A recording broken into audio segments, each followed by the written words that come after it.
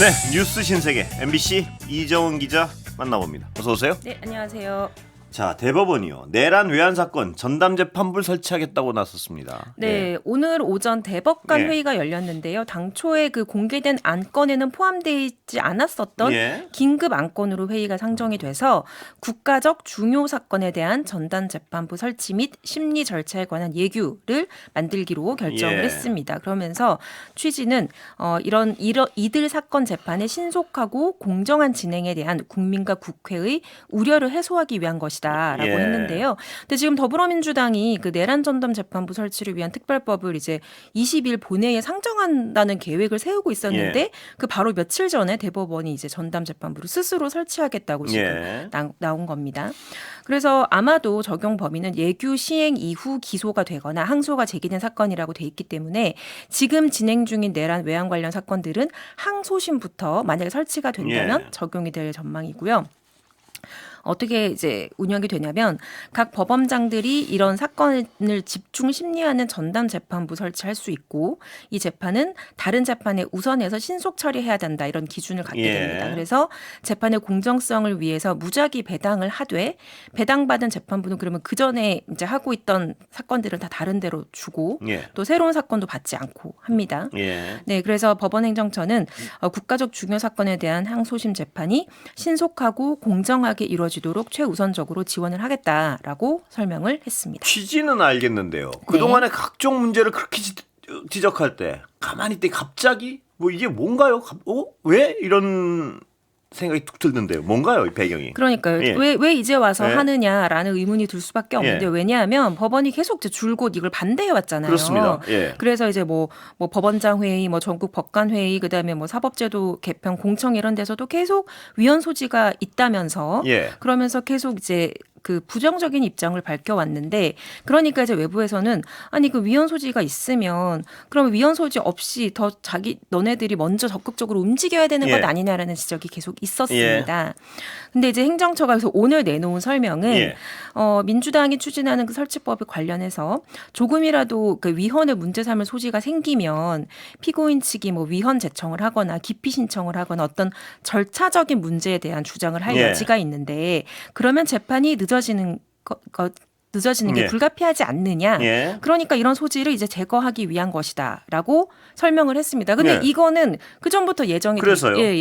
예상이 됐던 거기 예. 때문에 왜 늦었느냐라든지 예. 왜 지금이냐라는 이 지적은 피하기가 힘들어 보입니다. 거기에 대한 설명은 안 되는 것 같은데 아무리 봐도. 그렇습니다. 그러니까 그냥 느껴지는 것은 민주당이 지금 강하게 추진하고 뭐 위헌 요소 제거하고 할라 그러니까 우리도 할게 뭐 이런 걸로 해석이 된단 말이에요. 그러니까 예. 결과적으로는 어떤 그 여건의 그 특별법 추진이 사법부를 향한 압박으로 작용을 예. 한 건 맞는 것 같아요. 지금 결과적으로는. 예. 그러니까 그렇게 됐는데 근데 조금 내용이 약간 다릅니다. 운영 방식이. 그러니까 대법원의 예규와 민주당 법안의 가장 큰 차이점은 예. 전담 재판부를 지정하는 방식입니다. 예. 그러니까 민주당 안은 판사들이 뽑은 추천위원회에서 2배수 추천을 예. 하면 대법원장이 이제 2개 이상 그 복수의 재판부를 만든 다음에 무작위 배당을 하도록 했습니다. 그래서 그 사법부 내에서 좀 신뢰받는 법관들을 일단 추린 상태에서 예. 무작위 배당을 하는 거기 예. 때문에 그래서 문제가 예상되는 법관이 재판을 마치 못하게 하는 어떤 안전장치가 있다라는 게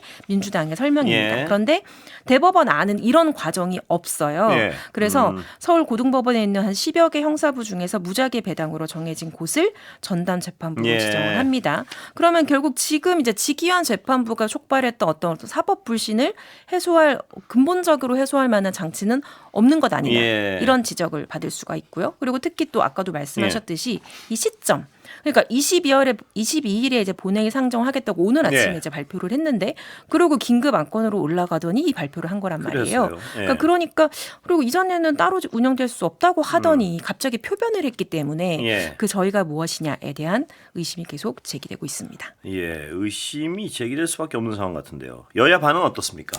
네, 일단 여당은 바로 입장을 내지는 예. 못했어요. 그래서 대통령실 반응을 좀 알아봤더니 예. 이게 긴급 안건이고 법조 기자들도 이거를 결과 보고 알았거든요. 예. 그래서 이게 미리 이제 상의한 건 아니다라고는 하는데 예. 대통령실에서는 보고 정도는 받은 것 같아요. 예. 그러니까 오늘 대법관 회의에서 이런 안이 그 결정이 돼서 발표를 할 거다 네. 정도는 이제 전달을 받은 것 같고 예. 그래서 대통령은 보고를 받은 것 같고 하지만 공식적으로는 상권 분립 정신을 존중하기 때문에 법원의 결정에 대해서 대통령실이 별도로 입장을 밝히진 않겠다. 그러니까 예. 뭐 환영을 한다든지 뭐 부정적으로 뭐 한다든지 그런 입장은 밝히지 않겠다고는 했습니다. 예. 그리고 이제 범여권에서는 조금 이제 더불어민주당과 조국혁신당의 입장이 미묘하게 좀 온도 네. 차이가 있습니다. 예. 그러니까 민주당은 그럼 결국 법원이 내란 전담 재판부 필요성을 스스로 인정한 거 아니냐. 예. 그 인정을 했으니까 우리는 특별법을 예정대로 처리하겠다. 예. 네. 그러니까 법원이 스스로 설치하면서 이제 입법 명분이 조금 약화되긴 예. 했지만 어쨌든 법원이 제시한 예규에는 영장 전담 재판부가 없고 예. 또 무작위 배당으로 하겠다고 했기 때문에 이게 애초에 이제 취지에 좀 부합하지 않는 것 아니냐. 예. 네, 그런 지적을 했고요. 예. 또 이런 분위기도 있어요. 그러니까 하라고 할 땐 안 하고 이제 와서 그랬어요. 왜 어떻게 하겠다는 거냐. 우리는 예. 우리 갈 길 간다. 예. 그런 이야기를 합니다. 그리고 또 예규는 예. 내부 규정이기 때문에 이게 구속력이 없습니다. 예. 그래서 대법원이 이렇게 대법관 회의로 만들 수 있잖아요. 그러면 대법관 회의에서 없앨 수도 있다. 해제할 수도 있기 예. 때문에 그래서 이거를 좀 안전하게 법률로 규정을 해놔야 예. 되는 것 아니냐 예. 이런 지적도 하고요. 그리고 조국혁신당은 아까 이제 바로 입장을 냈었거든요. 예. 일단 예규에 대해서 환영한다는 입장을 밝혔습니다. 그러니까 예. 당초에 조국혁신당은 민주당에 이거를 좀 수정하자고 제안을 예. 했었잖아요. 그래서 예. 뭐 위헌 소지를 없애보자라고 하면서 예.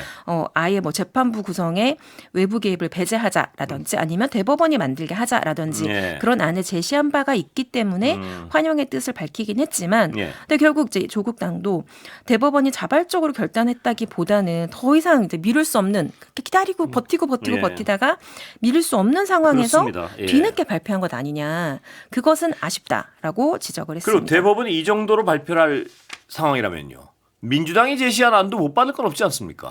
그렇기도 하고 예. 이게 이렇게 하루 만에 뚝딱 되는 거였으면 왜 그렇습니다. 이제까지 안 했냐라는 이야기를 변명의 가장 여지가 많이 없는 것 하죠. 같은데요. 네. 예. 일단 그렇습니다. 자, 윤석열 씨가 오늘 생일이죠. 네, 알고 싶지 않았는데 오늘 생일이라고 예. 그런데 오늘 합니다. 계엄은 야당 행태 알리기 위해서 했다. 이런 네. 주장도 반복했던 것 같습니다. 그렇죠. 예. 이제 생일날 예. 군사법원에 출석을 예. 했는데요.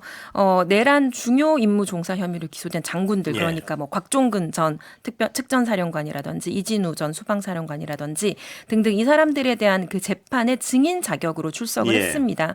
그런데 거의 신문에 답변을 안 해서 뭐 이렇게 유효한 증언은 거의 안 나왔고요. 예. 근데 계엄은 야당 행태를 알리기 위한 것이라는 어떤 자신의 기존의 주장을 예. 반복했습니다. 그러면서 어떻게 말했냐면 검찰이 이제 신문을 하려고 하니까 검찰이 위증 혐의로 기소를 남발하고 있기 때문에 예. 나는 기본적으로 증언을 거부하겠다라고 예. 선언을 하더니 예. 지금 보니까 특검도 재판에 와 있는 것 같은데 나를 위증으로 어떻게든 엮으려고 온 거 아니냐. 예. 특검이 물어봐 달라는 걸 군검찰이 이렇게 대신 물어봐주고 네. 있는 건 아니냐. 뭐 이런 식의 주장을 펼치기도 하고 예. 그래서 뭐 자꾸 막 말이 이제 딴 말을 하니까 혹시 과한 음주로 네. 당시 상황이 기억이 잘 안 나는 이런 네. 질문도 나왔는데 그런 식으로 질문하면 다 거부하겠다라고 예. 반발을 했다고 합니다. 그러면서 당시 계엄에 대해서는 나라의 위태로운 상황에 대해 국민들에게 북을 친다는 개념으로 예. 한 것이다. 그러면서 메시지 계엄이라는 표현을 사용하면서 예. 아주 연성으로 생각했다. 아무리 길어도 반나절이나 하루 못 갈 것이다. 뭐 기존에 네. 했던 말을 계속 예, 반복을 했습니다. 반복하는군요. 네. 예. 뭐 체포조에 대해서도 뭐라 그러고 뭐 같은 얘기 반복한 것 같아요, 계속. 계속 예. 이제 자기가 그것도 보도를 보고 알았다. 김용현 전 장관에게 물어보니까 동향 파악 차원에서 소재를 확인해 보라고 지시했다더라. 예. 그래서 왜 불필요한 짓을 했느냐, 쓸데없다. 이렇게 도대체 왜 했냐 질책을 했다고 주장을 했습니다. 그 군인 장군들에게 미안하다는 얘기를 한 것 같은데 정작 재판장에서 하는 내용은 또 다 떠넘길 건 다 떠넘기고 있어요. 그렇습니다. 예. 그러니까 법적으로 넘길 수 있는 혐의, 넘길 수 있는 건 다 넘기면서 그냥 말로는 미안하다. 이게 이 사람들이 참 내가 내린 결정에 따라 한 일을 한 사람인데 미안하다. 이렇게 말은 하기는 예. 했습니다. 네. 자, 아까 그 생일이라 그랬는데 무슨 또 메시지를 낸 게 청년은 내 자녀, 뭐 이런 메시지를 냈다는 이걸 소개해 주시죠. 예. 네, 그래서 변호인이 예. 이제 그 성탄절을 맞아서 뭐 청년에게 전하는 옥중 메시지라면서 이제 전달을 했는데요. 그 청년 여러분의 이웃사랑과 나라사랑 실천에 든든하고 감사하다 예. 뭐 이러면서 저희 부부에게는 자녀가 없다. 예. 그래서 여러분이 자녀처럼 느껴진다. 자녀에게 올바른 나라를 물려줘야 한다는 절박감이 제가 모든 것을 내어놓고 비상사태를 선포한 이유 중 하나다. 라고 사실상 뭐 궤변을 늘어놨는데요. 예. 그러면서 이제 뭐 부정과 불의에 침묵하지 않는 청년 여러분은 이 시대 예수의 제자들이다라고 축켜 세웠는데 예. 지금 이제 당내 상황 때문인 것 같아요. 그러니까 예. 국민의힘 당내에서도 윤 전 대통령과 진짜 이젠 절연해야 된다 이런 예. 요구가 지금 점점 더 많아지고 있잖아요. 그러니까 자기가 어떻게 기댈 수 있는 지지 기반이라는 게 윤 어게인 세력밖에 없기 때문에 예. 그런 판단에 또 굳이 생일인 점을 알리면서 친절하게 알리면서 메시지를 공개한 것 같습니다. 예. 그리고 오늘 이건 좀 다른 소식인데요. 네. 윤영호 씨랑 전 본부장이요. 통일교 한학자 씨랑 했던 대화 녹음이 나온 것 같아요. 예. 네, 그 녹취 내용이 예. 공개가 되면서 그러니까 통일교가 어떤 식으로 전반에 예. 로비를 했는지가 조금 더 구체적으로 지금 나오고 있는데요. 그러니까 지금 통일교는 계속 우리는 교단 차원의 로비가 아니다. 네. 윤영호 개인의 일탈이다라고 주장을 네. 하고 있고 그렇기 때문에 한학자 총재도 관련이 없다라고 그러니까 사실상 꼬리를 자르는 예. 상황이잖아요. 근데 이 대화를 보면은 이게 이제 통일교의 정점에 있는 한학자 총재 승인 아래 예. 로비가 이루어졌다는 걸 알 수 예. 있습니다. 그래서 김건희 특검팀이 확보한 녹취록 내용을 보면은 2023년 3, 4월쯤에 한 총재와 윤 전 예. 본부장이 이제 대화를 하는데 윤 전 본부장이 이렇게 말해요. 제가 너무 공격을 받는다. 어머님, 우리가 윤석열 밀었는데 예. 이재명이 됐으면 작살 나는 거죠. 예. 완전히 풍비박산 났다고 생각합니다. 어머님 성심이 결정하셨기 때문에 그때 윤이라는 사람이 당선됐고 예. 우연찮게 제가 또 들어가게 됐습니다. 그러니까 결국 한학자 총재 결정에 따라서 예. 통일교가 당시에 이제 윤석열 후보를 지지했다는 취지로 이해가 됩니다. 예. 이게 2023년 3, 4월쯤이면 네. 윤영호 씨 입장에서는 뭔가 조작할 이유가 아무것도 없을 때 아닙니까? 그러니까 대선이 끝난 이후에 예. 이제 회고하면서 하는 대화로 이해가 되죠. 예. 윤한홍 국민의힘 의원 언급한 내용도 있다고요. 그러면서 이제 내일 점심에 만납니다. 예. 다 저랑 자기나 뭐 윤한홍이나 윤석열이 다 윤 씨다, 파평 윤 씨다. 예. 그래서 친해졌다 이렇게 좀 자랑 섞인 말도 했습니다. 그러니까 밀었다는 거는 거의 지금 둘이 뭐 서로 인지하고 있는 것 같아요. 네. 윤석열 씨를 밀었다는 거는. 네. 예. 근데 이 말이 이제 파장을 예. 일으키는 이유는 예. 20대 대선이 이제 승패가 정말 그렇습니다. 약 24만 표가 0.73%포인트 예. 가장 그 작은 차이로 지금 갈렸기 때문입니다. 예. 그래서 특정 집단의 어떤 조직적인 표심이 그 수치 이상의 영향력을 가질 수도 있다. 이런 분석이 나올 수 있거든요. 네. 특히 통일교는 굉장히 그 조직이 예. 뭐 탄탄하고 신도수도 많기 때문에 이런 분석이 나오는 거고 다만 이건 사후적인 분석이긴 해서 예. 실제로 뭐 얼마나 동원이 됐는지 아주 구체적으로 숫자가 나온 건 아닙니다만 예. 얼마나 정치권과의 관계를 유지하려고 했는지는 지금 계속 그 속속들이 드러나고 있는 상황이고요. 예. 그러니까 예를 들자면 지난 2020년 예. 그러니까 대선을 앞두고 한학자 총재가 참석했던 축승회라는 행사가 예. 있었는데 그때 신도들에게 한 연설을 보면은 정말 로비를 열심히 했다는 게 느껴집니다. 그래서 예. 한번 잠깐 듣고 또 이야기를 이어가겠습니다. 예. 들어보시죠. 이 나라의 정치의 주인이 되겠다는 사람들이 찾아와서 부탁합니다. 할 수 있는 환경을 만들면 됩니다. 여기 한국에 5개 지구장들 있죠? 네. 책임하겠습니까? 네. 예. 그래서 통일교 관련 재판에서 나온 이제 공판 그 기록들을 예. 좀 정리를 해보면 정말 이렇게 움직이면은 24만 표가 불가능한 건 아니겠다라는 예. 분석도 나올 수 있어요. 그래서 보면은 2022년 3월 2일에 그러니까 공판에서 나온 내용입니다. 예.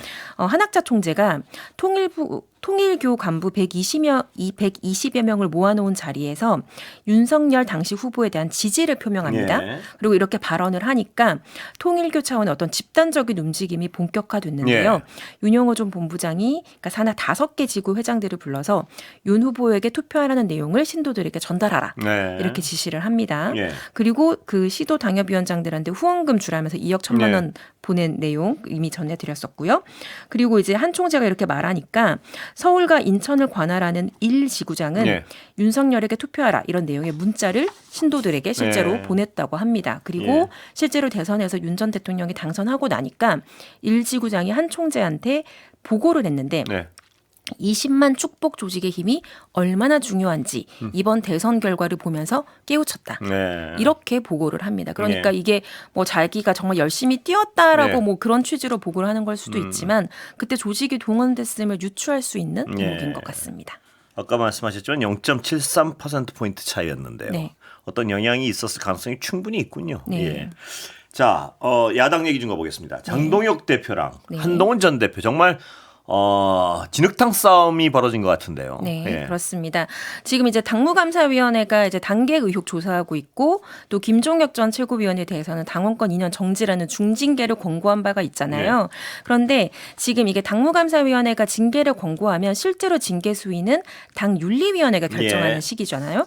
근데 지금 당 윤리위원장이 공석인데 이 후임으로 강성 친윤들의 이름이 거론되면서 갈등이 더 지금 심해지는 예. 모양새입니다. 그러니까 여상원 전 윤리위원장이 이제 갑자기 사퇴한 이유가 당시에 김종혁 전 최고위원에 대해서 이제 그 징계하지 않겠다라고 예. 결정을 했더니 당 지도부가 사퇴하라는 압박을 했다는 거예요. 그래서 임기를 딱 2달 남기고 그냥 사퇴를 해버렸습니다. 그래서 현 지도부의 입맛에 맞는 윤리위원장을 선임하면 김종혁 최고위원은 물론이고 전 최고위원은 물론이고 한동훈 전 대표에 대해서도 중징계를 실제로 네. 의결할 가능성이 상당히 높아지는 예. 거거든요. 그래서 이제 뭐 도태우 변호사라든지 이 사람은 윤석열 전 대통령 탄핵 심판 대리 네. 맡았던 사람이고 5.18 민주화운동 폄훼했던 사람이기도 합니다. 네. 뭐 이런 이름이 막 오가고 있습니다. 그래서 네. 일단 당 대표 측은 뭐 도태우는 아니다. 뭐 아직 그 뭐 지금 진행이 안 됐고 또 윤리위원장은 당적이 없어야 되는데 예. 도 변호사는 당원이라서 안 된다라고 설명을 하기는 예. 했습니다만 지금 분위기가 좀 굉장히 좀 긴장감이 높아지고 있는 상황은 맞는 것 같습니다. 예. 자, 시간은 거의 다 됐는데요. 한동훈 전 대표랑 김문수 씨가 어떤 좀 가까이 지내는 것 같아요, 요새. 어떻습니까? 이게 그러니까요. 예. 네, 지금 한김연대라고 예. 아직 해도 될지 모르겠는데, 글쎄요. 예. 그 어제 국민의힘 수도권 전현직 당협위원장 예. 모임 2호회라고 예. 있는데 이게 이제 식당에서 열렸는데 이 자리에서 김문수 전 국민의힘 대선 후보와 예. 한동훈 전 대표가 만났답니다. 그런데 보면 영상을 보면은 예. 둘이 손을 아주 애틋하게 꼭 붙잡고 있어요. 예. 그리고 이 자리에서 김문수 전 대표가 그 후보가 한동훈 전 대표 손을 잡으면서 네. 보배를 자른다고 한다. 이런 사람 자르면 안 된다. 예. 뭉쳐야 된다. 이런 걸 강조했습니다. 정치적 이해관계가 맞는 것 같아요. 예. 그렇습니다. 여기까지 하겠습니다, 오늘. 이정 기자, 수고했습니다. 네, 감사합니다.